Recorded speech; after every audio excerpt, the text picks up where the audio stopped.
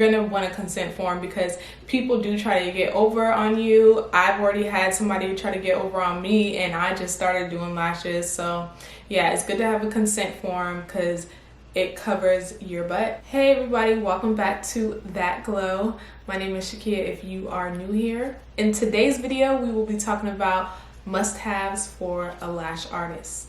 So as you can see here, I have my lash cart with me and I got this lash cart from Michael's. You should be able to find a lash cart like this at IKEA and I think Target. Let's start out with the most obvious thing, and that is a lash bid. So you can find a lash bid on Amazon. I've got mine off of Amazon and that's the only place that I know you can get a lash bid from. I highly recommend getting a memory foam or like a mattress cover for your lash bid because those lash bids are uncomfortable when you're laying on there for a long period of time, and also getting a bolster to put underneath of your client's knees. I'm not going to go in any particular order, I'm just grabbing off the cart. So the first thing that I grabbed is a lash cleanser.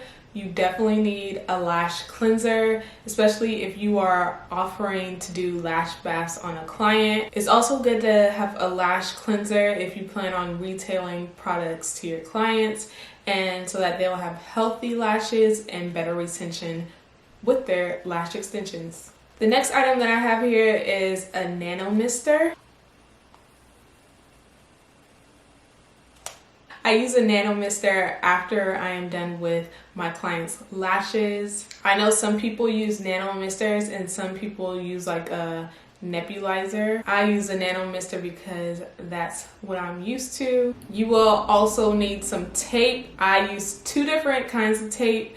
I use a paper tape and I use with the blue tape, I rip off a piece and I split it in half, and that's how I tape their bottom lashes. I use the paper tape to tape back layers of their lashes so that I can get to every layer of the lashes. The paper tape is really sticky, so you want to put it on the back of your hand to unstick it and then apply it to the lashes. The next product that you need is lash remover. So in case somebody needs to remove their lashes, have a lash remover on hand. I have a gel remover, but they also have cream removers, and I want to try the cream remover next. The next product that I have is primer. You need this to get all the oils off the eyelashes so that the eyelash extension will stick better to the lashes. Hand sanitizer to always make sure your hands are clean and sanitized. You're gonna need eye patches. This is what I use to put on their bottom lashes, and then I go in with the blue tape and secure any flyaway lashes. Going along with the lash cleanser, you're gonna need lash cleansing brushes if you are offering lash baths, and this is also good to retail as well. After doing your lash baths, you need to rinse away all that product. So what is good to have is this little water bottle that comes out like this. I think it's like a sports water bottle. I can't remember, but I got this off of Amazon. You're gonna need a Sharpie so that you can lash map. And I like the ultra fine point Sharpie because it's basically like a pen, and I feel like it's very precise. You're gonna want a dental mirror. I started out with the small circle dental mirror. At first, I got that off of Amazon, and now I have like this bigger mirror. And this is just so you can check your work, see if there's any spots you need to fill in, and it also helps you to see if there's any stickies. It's also good to have a face mask because those fumes, with you being in contact with those fumes all the time, it could be dangerous, so the mask helps. It's also good in case your client has stank breath and you don't want to smell that for 3 hours or for however long it takes you to do lashes. I'm just starting out, so it takes me 3 hours to do a full set. The next thing that I have is this fan, and it's perfect for when I'm done nano misting the lashes and I can dry them, or if I prime the lashes and I want to hurry up and dry them. If anything needs to hurry up and be dried, the fan. Other must-haves that you're going to need are spoolies, micro swabs, and dofa applicators, also known as lip wands.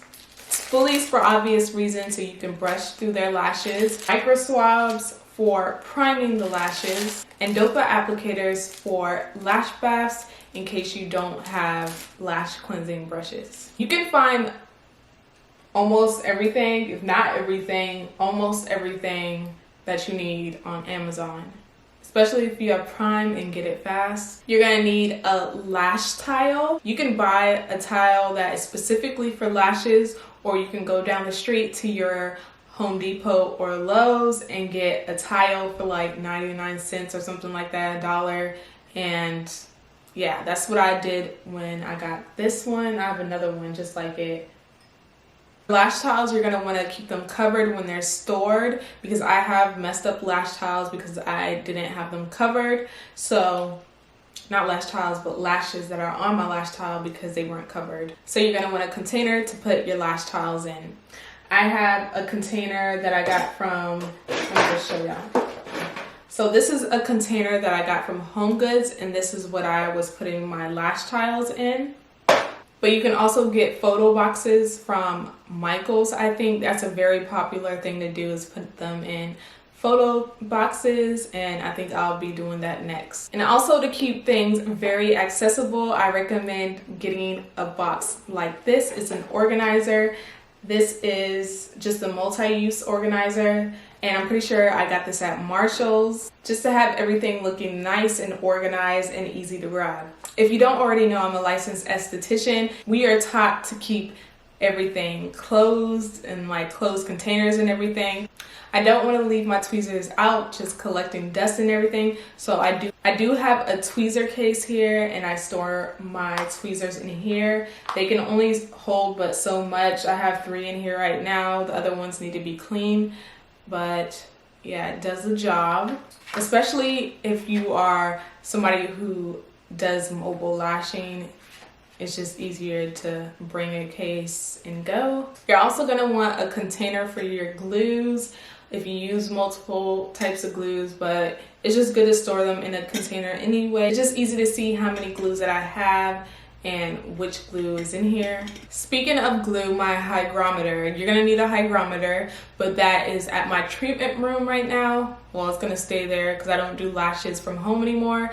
I got my hygrometer from Amazon, and it's good because it shows you the temperature and the humidity, and that all comes into play when you're trying to figure out what type of glue to use. You're also gonna want a good lighting system or lamp. At first I was using a ring light, but my ring light kept going out on me, so I was like, this is so unreliable, so I invested in a Glamcor light. Either or is fine. You are also going to want consent form. If you need a consent form, just look up consent forms. You're going to want a consent form because people do try to get over on you. I've already had somebody try to get over on me, and I just started doing lashes. So yeah, it's good to have a consent form because it covers your butt. You're also going to want paper towels if you're doing lash baths, just to help collect any of the water so you're not soaking your client. It's also good to have paper towels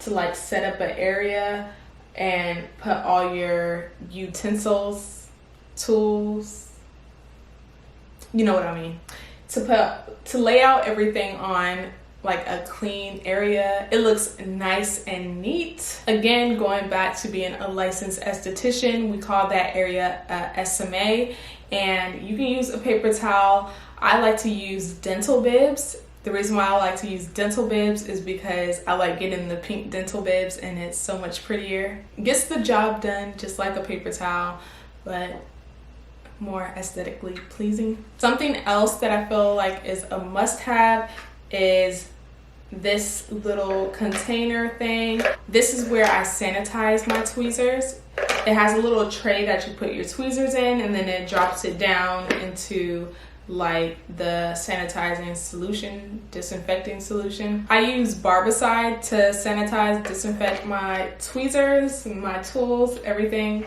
And I put it in this container and then I let my tweezers sit in there for like 10 minutes. If you'd like to see a tutorial on how I wash and disinfect my tweezers, give this video a thumbs up. The Barbicide company has like jars that you can sanitize everything in, but I wanted something that was cute, and this is the cutest thing that I came across. Got this off of Amazon. So that is everything that I feel that you need to have as a lash artist. If you're thinking of becoming a lash artist or you just got your certification, I hope I'm not missing anything.